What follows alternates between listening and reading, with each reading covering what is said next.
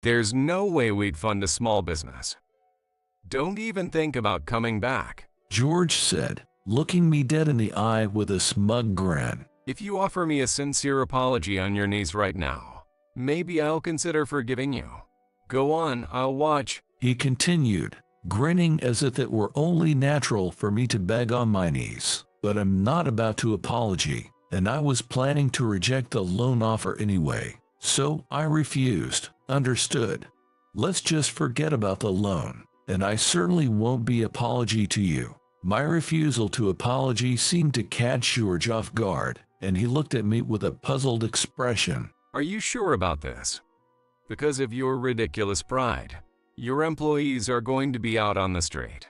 Not that I care. He pretends to care about the workers in my factory, but he doesn't give a damn. He's a real piece of work. Thanks for your concern, but you should worry about yourself. I'm telling you, you're going to regret pulling this stunt. My name is Marcus Miller. I'm 61, just past the age of 60. I'm getting on in age, but I'm still fully active. I'm the president of a small factory that I inherited from my parents, so I'm living a life with no concept of retirement. My only son isn't interested in the factory and has gone off to work somewhere else, so I don't currently have anyone lined up to take over. Among the 15 or so employees, there's one guy in his 30s. His name is Steve, and he's quite talented. He's motivated, and if he stays on until I retire, I'm thinking of handing the reins over to him, but I plan to work as long as I can.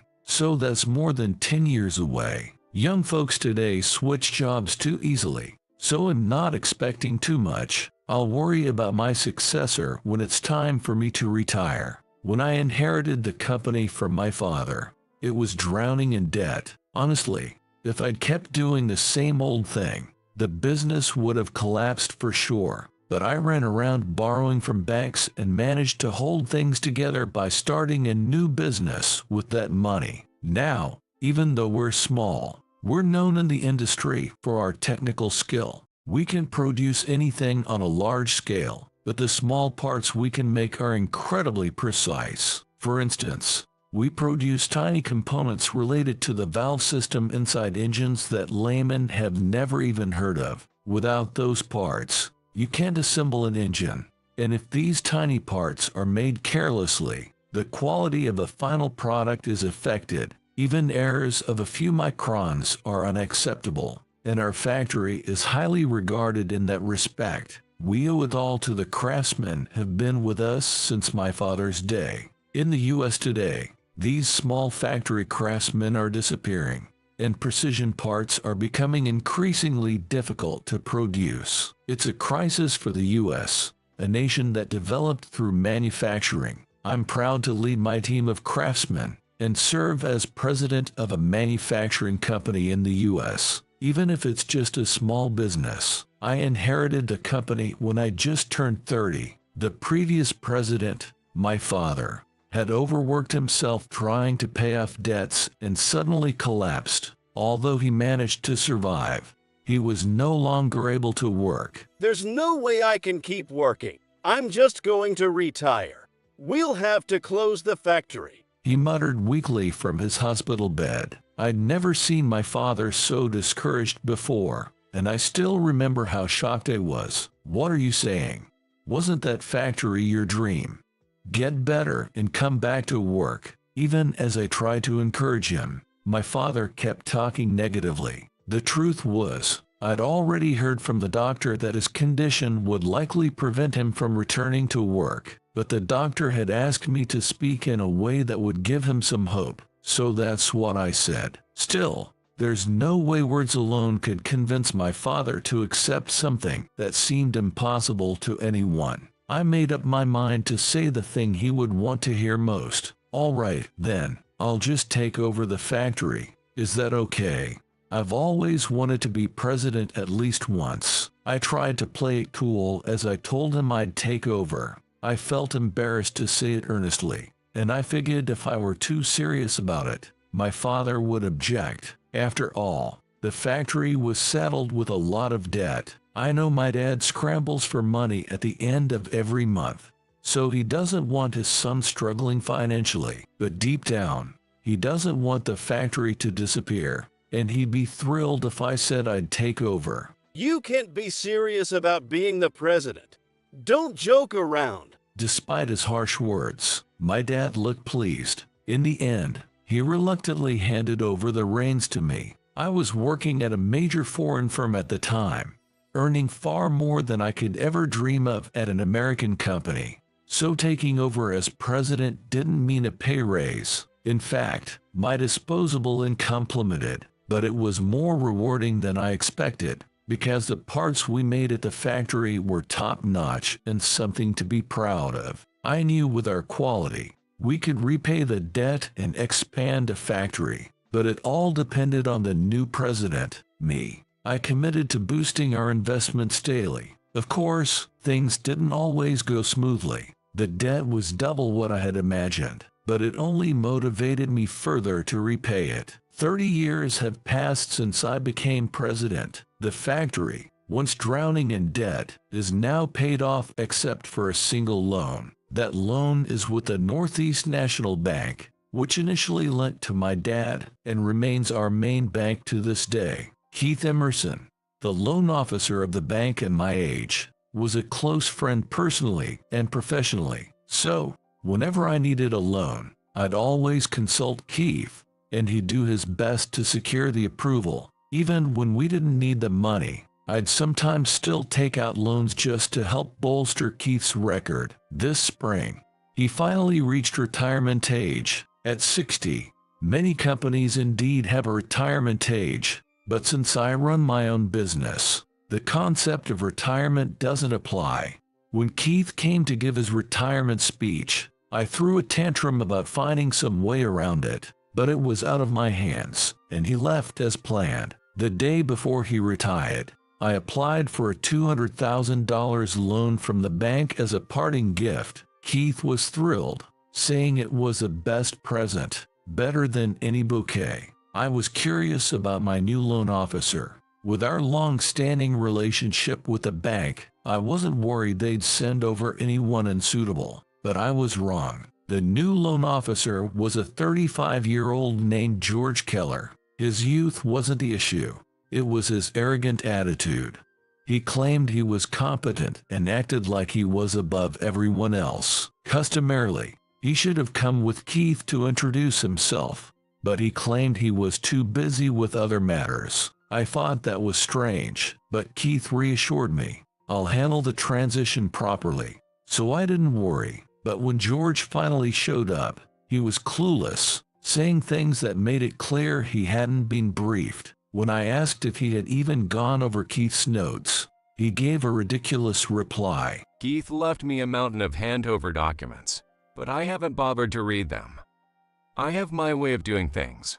So what good would those papers do? Just so you know, I won't cut slack for small businesses just because of a long-standing relationship. George may have his methods, and I don't expect him to mimic Keith, but completely ignoring his predecessor's notes is ridiculous. How about that attitude? A bank's clients are its customers, right? I admit I was helped by the loans, and it's not like I'm lording it over people because I'm a customer, but I was furious at his choice of words. "You can't talk to me like that. I don't want to say this, but I've borrowed from your bank for decades. The bank makes a profit from those interest payments, yet you talk like that. That's too much." Without our loans, small businesses like yours would have gone bankrupt long ago. Can't you see the bank clearly holds the upper hand? Don't get cocky and think you can challenge an elite like me. What an awful way to speak. Even if he thought that, he shouldn't have said it. I wanted to argue back, but I knew if I did, it would just lead to an uncontrollable fight. I didn't want that, and I didn't want to embarrass Keith, his predecessor, either. So, I bit my tongue. When I stayed silent, George must have felt he won, and he threw even more insults at me. I hear you quit a major international firm to take over this tiny factory. Since you worked at that big firm, I thought you'd be a high achiever. But turns out you're too dumb to do basic math. Basic math? What do you mean? I shot back, and George, gloating like he'd scored a big victory, replied smugly, Can't believe I have to explain this. You sure you worked at that big firm? Must have gotten in by mistake. What do you mean by basic math? I asked again, as he kept mocking me. This guy really grated on my nerves. He just wanted to make me feel small. Idiot. Comparing your international firm's salary to your pay as president here. It's obvious. Can't believe you can't do basic math. You're a fool. It seemed George was simply comparing my pay now with what I earned at the international firm. When I worked there, I was in sales, and incentives were limitless. International companies reward you far more for what you earn than ordinary domestic companies ever would. I was probably earning several times, or even more, than my peers working at domestic firms. Sure, by comparison, quitting the big firm for this job might not seem like the smartest move, but is picking a job purely based on salary really the right way? I don't think so. Considering the job satisfaction, I took over the factory. I don't think my choice was wrong, even now. But if I explained that to someone who only thinks about salary, they'd just scoff. Yes, my salary has dropped significantly. You're probably right. Maybe I can't do basic math. I decided to take the high road and wrap things up calmly. George, pleased to have his opinion validated, smirked and left for the day. I was relieved to keep things under control, but felt extremely uneasy about dealing with George from now on. It felt like we might clash soon. I had a feeling like that, and it didn't take long for that feeling to come true. 2 weeks later, George stopped by the factory again, claiming he had a nearby client meeting. Since our last encounter, I hadn't seen George, though he'd called a few times, but his calls were pointless.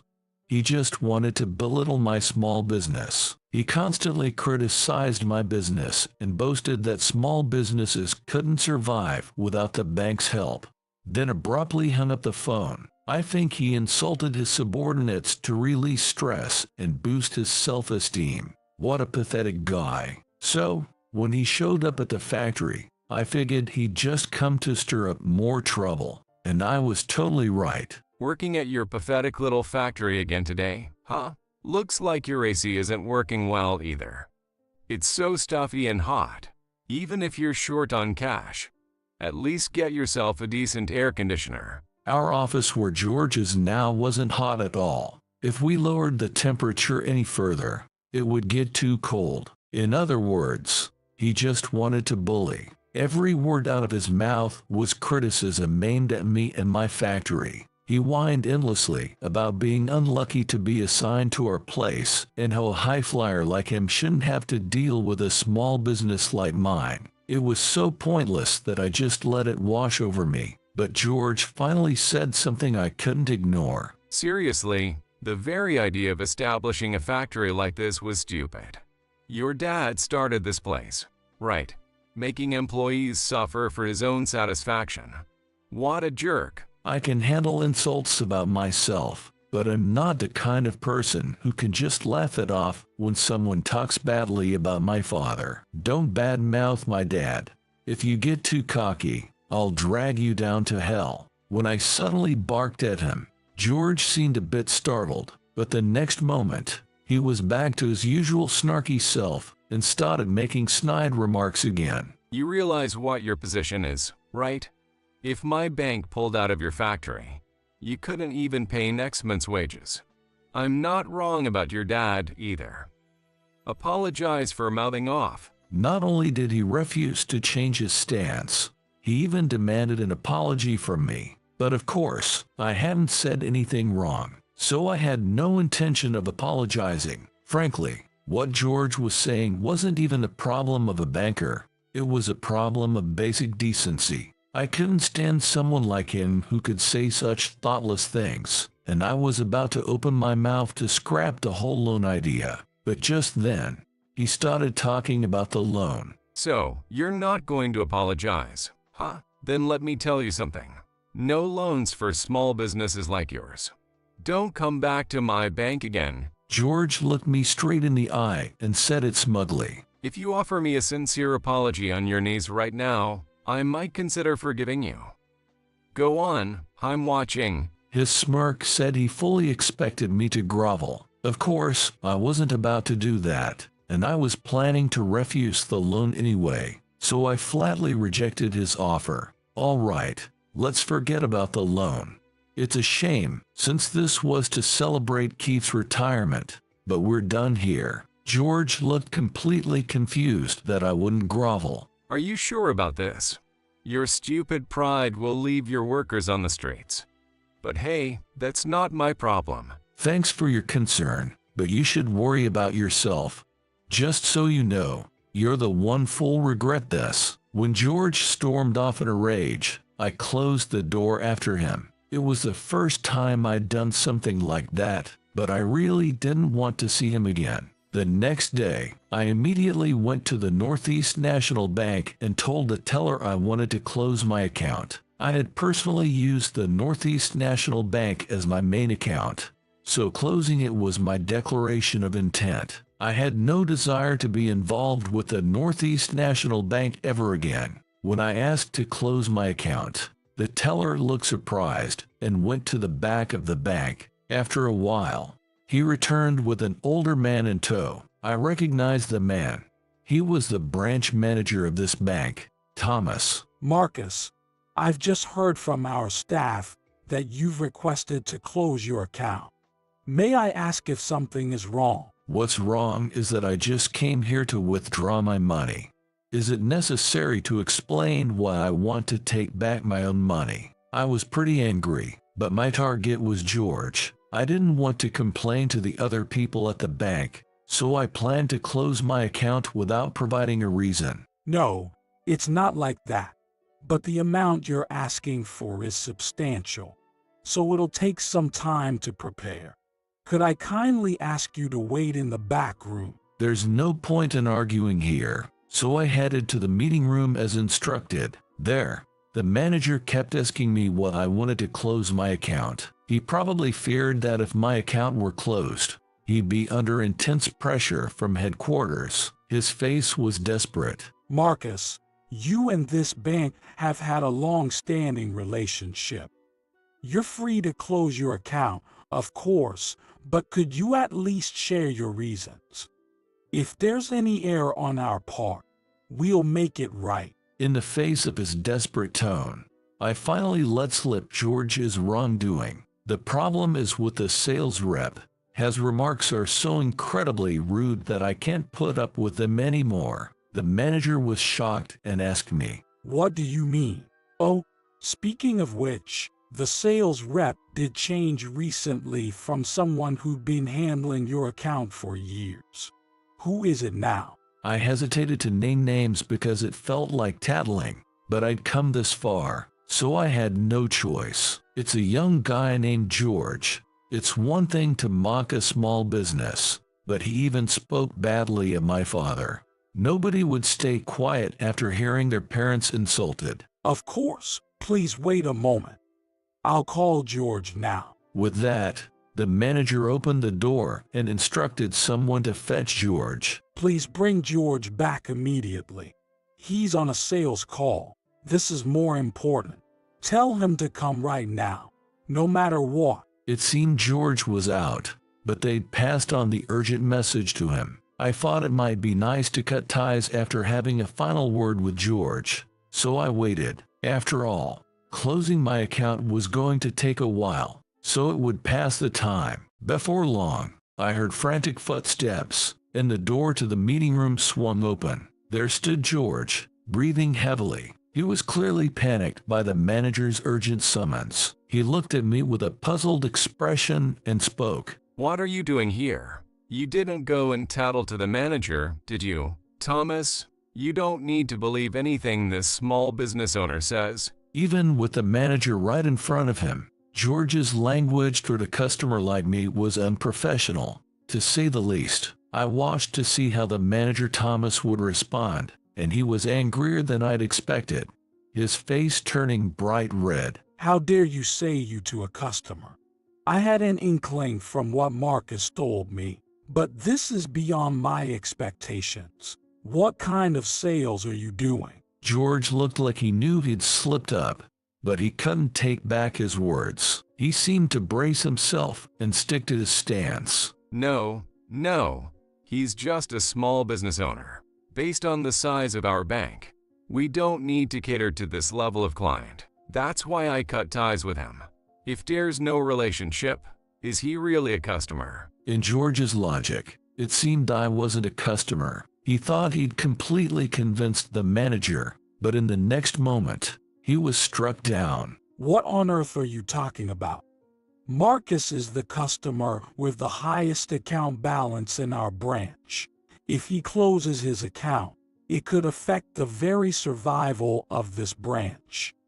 Are you willing to take that responsibility? The manager was so angry his lips were trembling. What? How is that possible? A small business owner's account has the highest balance in our branch.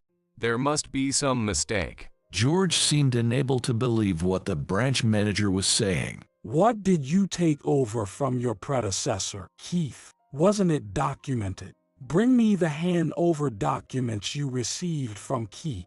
Thomas, the manager said. Initially, George made excuses about not knowing where the documents were, but after being scolded by Thomas, he reluctantly brought them. Thomas sighed as soon as he flipped to the first page of the documents. It's all here on the first page about Marcus. This means you haven't even looked at the first page of the handover documents. Are you taking your job seriously? At this point, George had no excuses left and turned pale. I glanced at the handover documents myself and saw my information highlighted in red as a top priority client. It was impossible to miss. George managed to mutter an apology to the manager. I'm sorry. I had heard that Keith's clients were all small companies, so I assumed there was nothing of importance and didn't look through it. By the way, how much is in Marcus's account? Hearing this, Thomas glared at George and replied, That should be in the documents. Why don't you read them yourself? George then looked at the documents handed to him and exclaimed in shock, Well, $60 million. What does this mean? In fact, I have personal deposits amounting to $60 million just at this bank. This was money I had saved from my salary, which was nearly $1 million when I was working for a multinational, and I had further increased it through investments. I don't really have any extravagant hobbies. Saving and investing could be considered my hobbies. That's why my money grew so impressively. In addition to deposits, my personal assets, including stocks and foreign currencies, exceed $100 million.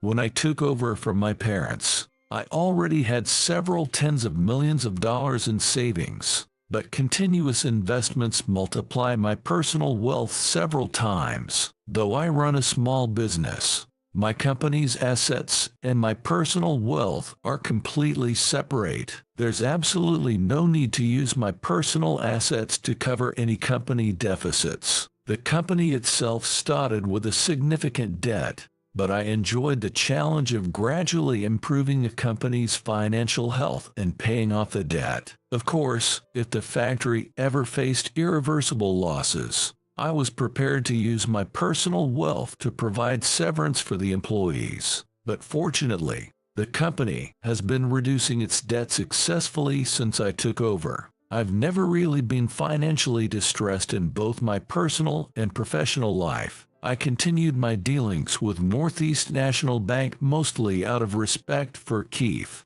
who had been kind to my father. Once George knew about my substantial personal wealth, his tone suddenly softened. I had no idea you held such significant assets.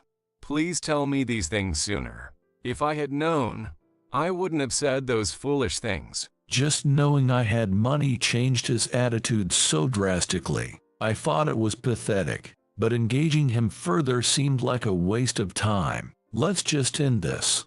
Just so you know, no matter what apologies you offer, I'm still closing this account. Could we hurry up with the procedure? As I urged the closure process, the manager offered me a sincere apology. I'm terribly sorry for the distress George's actions have caused you. We will take strict action against him. Please, I beg you to reconsider closing your account. While saying this, the manager made George sit next to him and forced him to apologize as well. Aren't you going to apologize?